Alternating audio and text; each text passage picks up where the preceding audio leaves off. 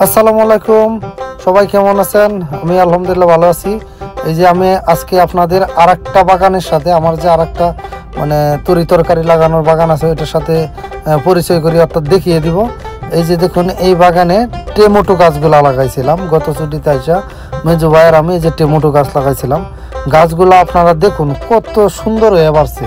আপনি গাছগুলা দেখলেই অন্যরকম ভালো লাগা কাজ করে। বাড়িতে আইসা সবার আগে বড় বাগানে গেছি, এখন ছোটো বাগানে আসছি। এই যে একটা টমেটো গাছ, এটা দেখুন আপনি কত সুন্দর। এই একটা টমেটো গাছের আপনি টমেটো খায় মনে হয় শেষ করা যাবে না।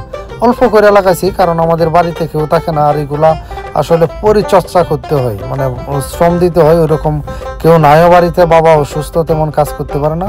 আর এই পাশে দেখেন বেগুনের চারা লাগাই দিছিলাম, আজকে আবার এটা কুড়ানো হয়েছে। কুড়ানোর পরে দেখেন কত সুন্দর লাগতেছে। তারপরে যে কলা, এই যে দেখুন কলা গাছ আছে ওই পাশে। ওই যে এই কলা গাছগুলাতে কিন্তু অনেক বড় বড় চুরি হয়, কলার চুরি হয়, যখন হয় তখন কায়া শেষ করা যায় না। তারপর ওই যে এই পাশে দেখুন আপনি এই লাউ গাছটা দেখুন কত সুন্দর পরিমাণ, মানে কত সুন্দর শাকগুলা। আপনি শাক খায় মানে শাকের যে কি উপকারিতা আসলে যাদের নাই তারা খাইতে পারে না। আমরা শহরে থাকি, আমরা বুঝি যে শাকের কি অবস্থা। আর যে এই পাশে দেখেন যারা হলুদ খান, হলুদের গুঁড়ার দাম জানার পরে আপনি কি জানেন হলুদ যে কোনো জায়গায়, ছায়ার মাঝে, জঙ্গলে, যে কোনো জায়গায় লাগাবেন হলুদ হবে। আর এই যে দেখেন সুপারি গাছগুলো ছোট ছোট লাগাইছিলাম, কিন্তু এটা এই পাশের বাগানে করছি। তারপরে যে কলা গাছ লাগাই দিছি, এই কলা গাছের যে কত কলার ছড়ি খাইছি এটা মানে বলা বাহির, এবং অনেক বড় বড় কলার ছড়ি কিন্তু হয়। আর এই যে এই পাশে আলু ক্ষেতটা দেখেন, আপনার দেখলে মানে চোখ জুড়ানো যে দৃশ্যগুলো আছে, মানে সবুজ দৃশ্য। এই আলু গাছগুলো এত সুন্দর হয়েছে। আমি জন্মের পর থেকে আমি দেখতেছি যে আমাদের আলু কিনা লাগে না, আমাদের আলু বাবা লাগাইছে। এখন বড় ভাইও মোটামুটি চাকরি করে, কিন্তু কৃষির প্রতি আকৃষ্ট আমরা সবাই।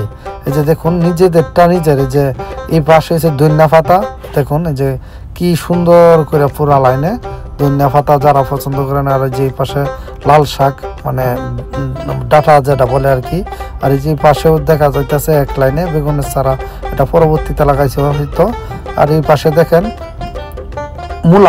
মূলা শাক যেটা বলে, এইগুলো হচ্ছে চীনা মূলা, যে ভাতের সাথে যে খাই। তো আপনি আসলে যদি লাগান, এই যে চতুর্দিকে আমি ঘুরায় ঘুরায় দেখাই, দেখুন এটা আমার কিন্তু আর একটা বাগান, এটা বাড়ির পশ্চিমে।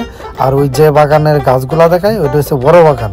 তো এই পাশে আসলে আগে এই গাছগুলা যে আলু বা মরিচ এগুলা ওই বাগানে লাগাইতাম, ওইটার কারণে গাছের অনেক ক্ষতি হইতো, শিকড় টিকড় কাটা যেত, যার ফলে এই পাশে আর একটা তৈরি করে নিছি।